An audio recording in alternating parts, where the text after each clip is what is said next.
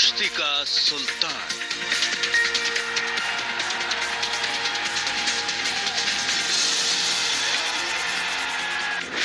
एक सियासत के अखाड़े में देता है पटखनी।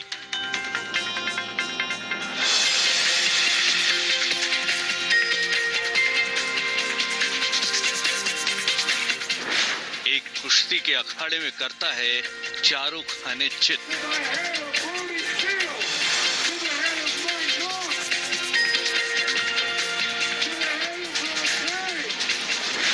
क्या हुआ जब दोनों का हुआ आमना सामना?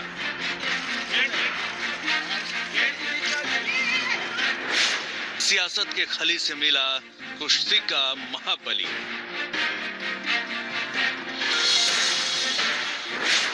जब खली में पीएम।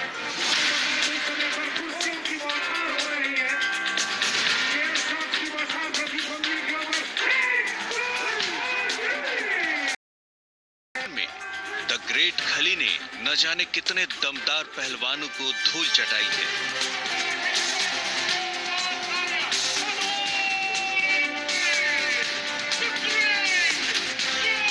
खली ने कुश्ती के अखाड़े में अपने हर विरोधी को ललकारा है।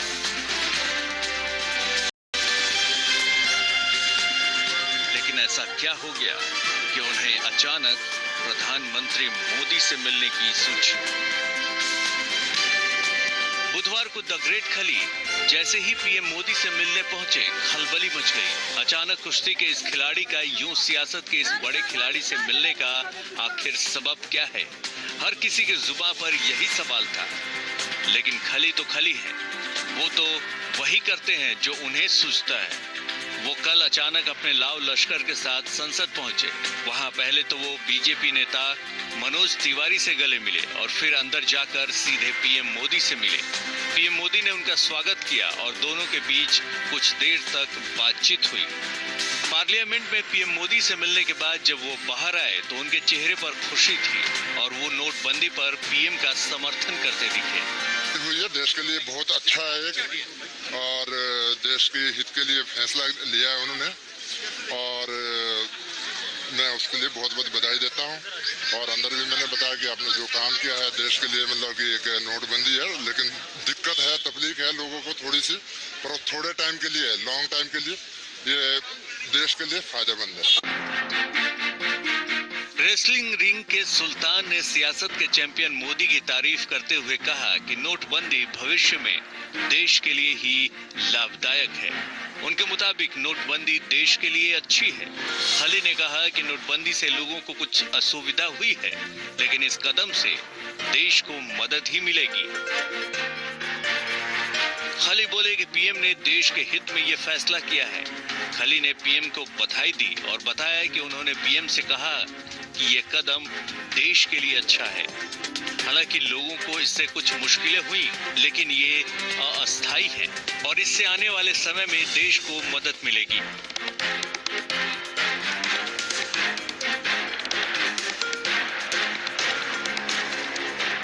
सवाल ये है कि क्या सिर्फ नोटबंदी पर समर्थन देने खली पीएम के पास गए थे या फिर इसके पीछे उनकी छिपी हुई मंशा है?